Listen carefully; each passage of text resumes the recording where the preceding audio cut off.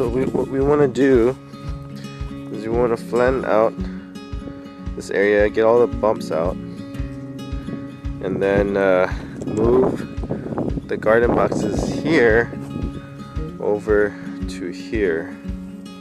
So we're gonna designate this as the children's garden.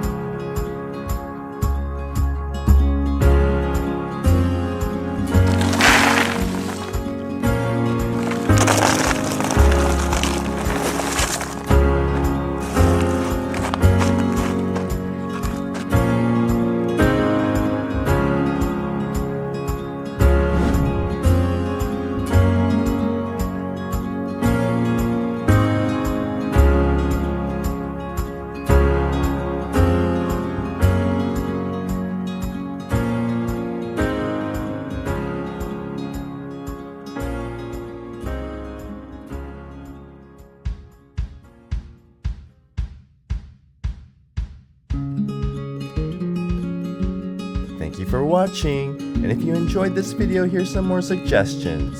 And as always, please like, subscribe, and press the bell for notifications. And I'll see you on the next Kim's Adventure.